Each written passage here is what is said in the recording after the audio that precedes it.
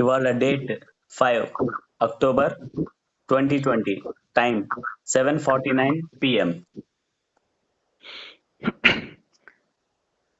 Websites కూడా చెప్పు.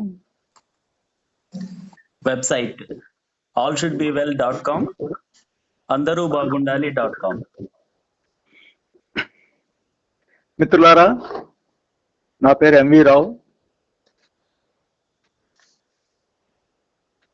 ఈరోజు నేను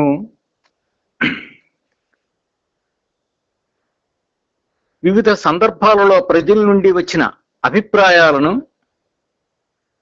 పరిశీలన కోసం మీ ముందు పెడుతున్నాను. అవి ఎంతవరకు సరిగ్గా ఉన్నాయో మీరు ఆలోచించండి. సందర్భం వచ్చినప్పుడల్లా పరిచయస్తుల ముందు ఉంచి ఘర్షణకు తావు లేకుండా ఒకరి అభిప్రాయాలు ఒకరు ఇచ్చిపుచ్చుకోండి. ప్రజల నుండి వచ్చిన అభిప్రాయాలపై నా విశ్లేషణను మరోసారి మీ ముందు ఉంచుతాను.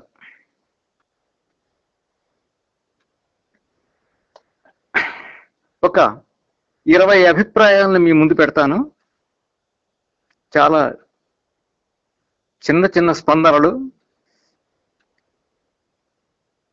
పట్టుకోండి.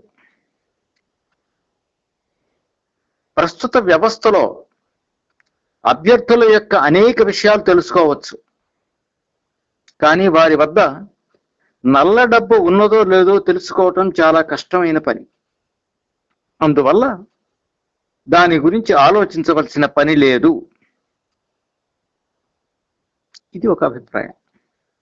నెక్స్ట్, ఒక ఓటరు తన పార్టీ అభ్యర్థి చెడ్డవాడైనప్పటికీ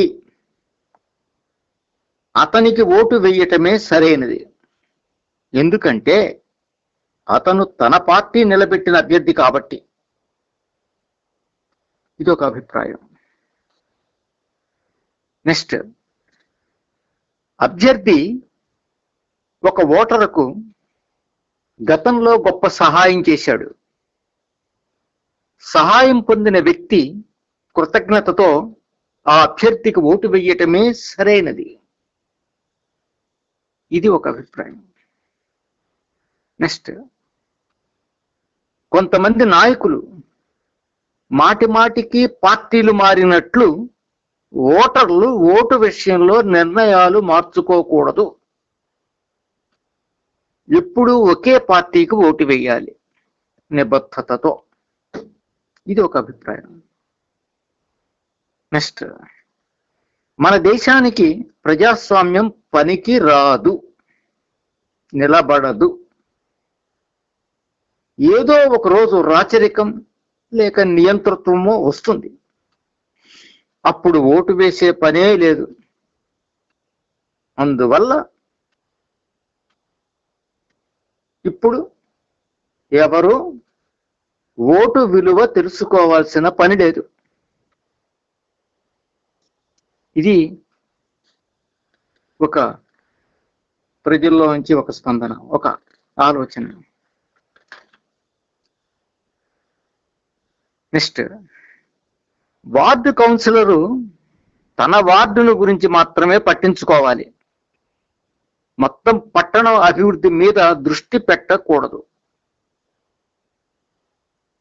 తన పనేదో తను చేయాలి. ఇది ఒక ఆలోచన. తర్వాత, ఓటు వేయబోయే ముందు ఓటు కోసం మనల్ని కలిసిన వారినే పరిగణలోకి తీసుకోవాలి. మనల్ని కలవని వారి గురించి ఆలోచించవలసిన అవసరం లేదు. ఇది సామాన్యుడి నుంచి వస్తున్నటువంటి ఒక స్పందన. నెక్స్ట్, ఓటు విలువ తెలిసిన వ్యక్తి ఎలక్షన్ టైంలో ఫలానా వ్యక్తికి లేక పార్టీకి ఓటు వేయమని ఓటు విలువ తెలియని వారికి చెప్పాలి. ఎవరికి వేస్తే సరైనదని ఓటు విలువ తెలిసిన వాళ్ళు అనుకుంటున్నారు, వాళ్ళు ఆ పర్టికులర్ వ్యక్తికి, ఆ పర్టికులర్ పార్టీకి ఓటు వేయమని తెలియని వారికి చెప్పాలి. అప్పుడే సరైన వారు ఎన్నుకోబడతారు. ఇది ఒక అభిప్రాయం. నెక్స్ట్, ఓటు రహస్యమే అయినప్పటికీ కుటుంబంలోని వారు ఒకరికొకరు ఎవరికి ఓటు వేస్తున్నామో చెప్పుకోవటంలో తప్పు లేదు. ఇది ఒక భావన. నెక్స్ట్,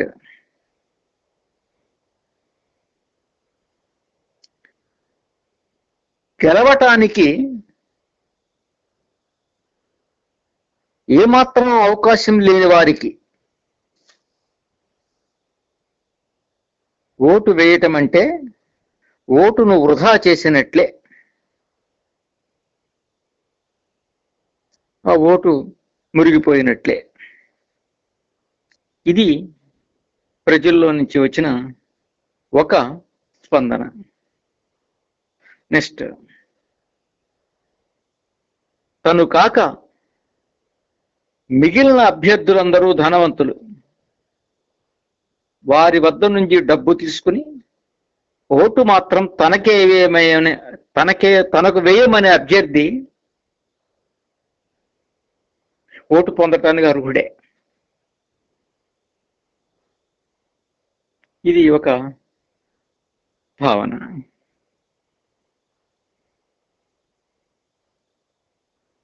నెక్స్ట్, రాజకీయం కుళ్ళిపోయింది. పాత వాళ్ళంతా చెడ్డవాళ్లే, కొత్త వాళ్ళకే మనం ఓటు వేయాలి. ఇది సరైన అభిప్రాయం అని ఒక భావం ప్రజల్లోంచి, ఎస్పెషల్లీ యూత్ లో కనపడింది. నెక్స్ట్, రాజకీయ నాయకులు డబ్బులు మద్యం పంచకపోతే ప్రజలు ఓట్లు వేయడం లేదు కదా. కనుక ఈ విషయంలో రాజకీయ నాయకులు తప్పేమీ లేదు. ఇది ఒక భావన. నెక్స్ట్, ఒక కుల మహాసభ జరుగుతున్నది. ఒక ప్రముఖ నాయకుడు ఇలా అంటున్నాడు: పార్టీలతో సంబంధం లేకుండా మనమంతా మన కుల అభ్యర్థులకు ఓటు వేయాలి.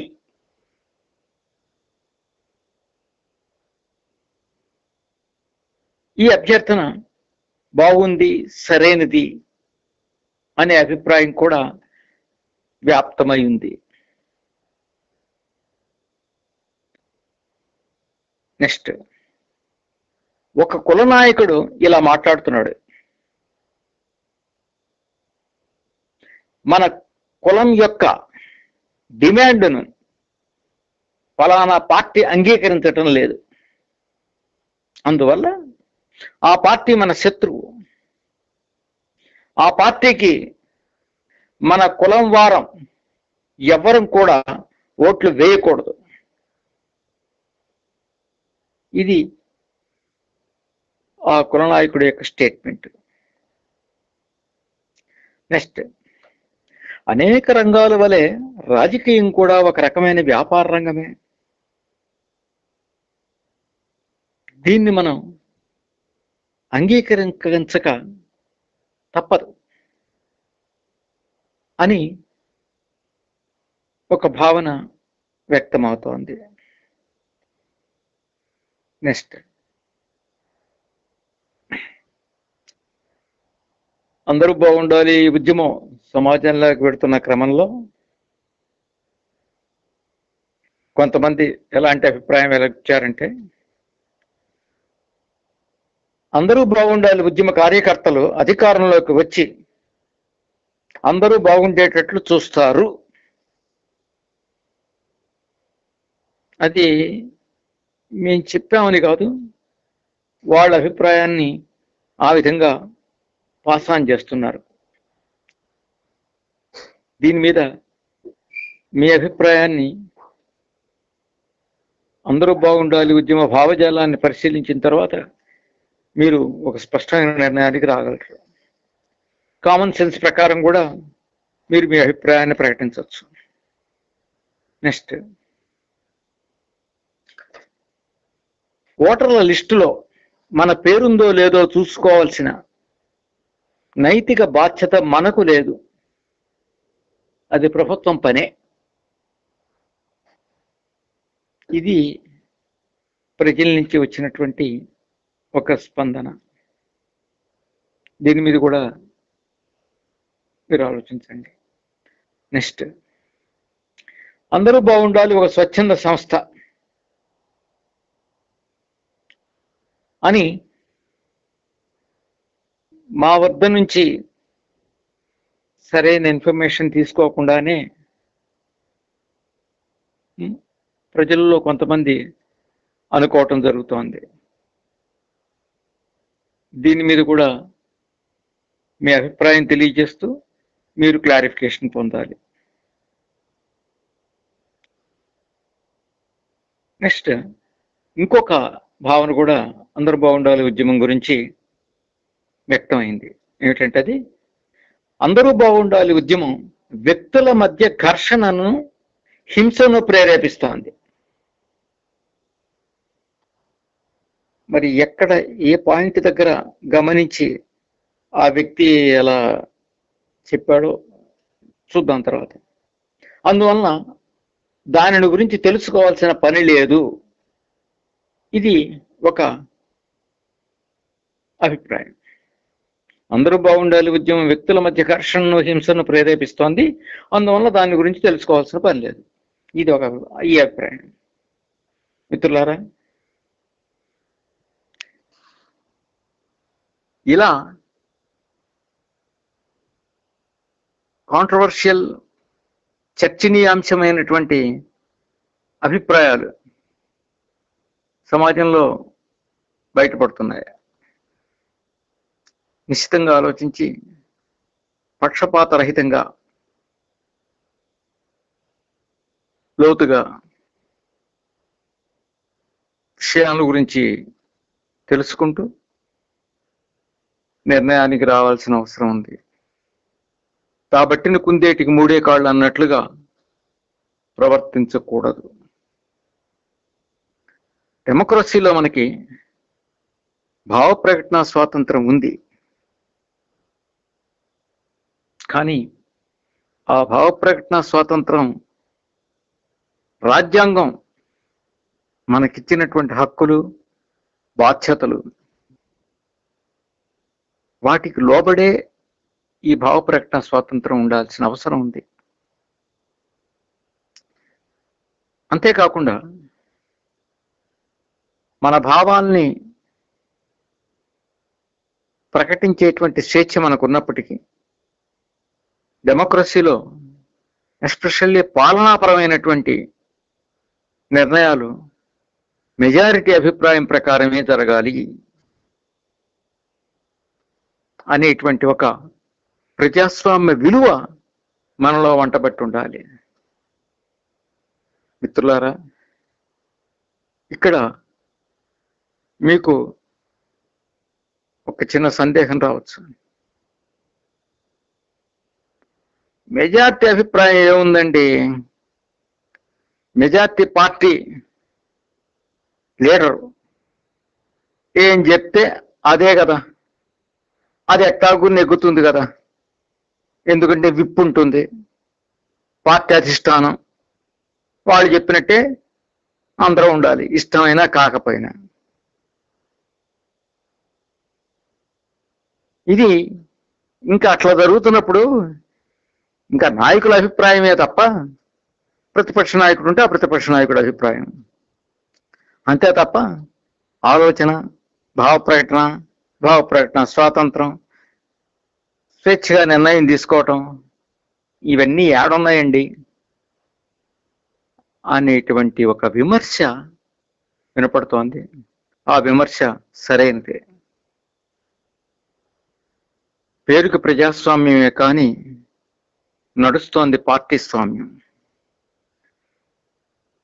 నాయకస్వామ్యం.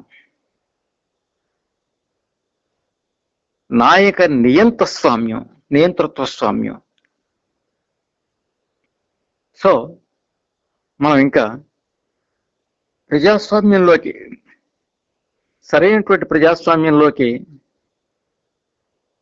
మనం ప్రయాణం మొదలెట్ల. ఏదో ఒక ఓటేయటం వరకు ఉంది, అంతవరకే ఉంది. మిగిలిన అనేక అంశాల్లో ప్రజాస్వామ్య విలువలు కాలరాయబడుతున్నాయి. ఎనిహో మార్పు కోసం నెక్స్ట్ జనరేషన్స్ తప్పనిసరిగా ప్రయత్నం చేయాల్సిందే. వ్యక్తి ఆరాధనని, నాయక ఆరాధనని, పార్టీ ఆరాధనని ఇవన్నీ పక్కన పెట్టేసి వివేకంతో, విచక్షణతో లోతుగా నెక్స్ట్ జనరేషన్ వాళ్ళు ఆలోచించాల్సిందే. విషయ పరిజ్ఞానాన్ని పెంచుకోవాల్సిందే. సరైన నిర్ణయం తీసుకోవటానికి ప్రయత్నం జరగాల్సిందే. Thank you very much.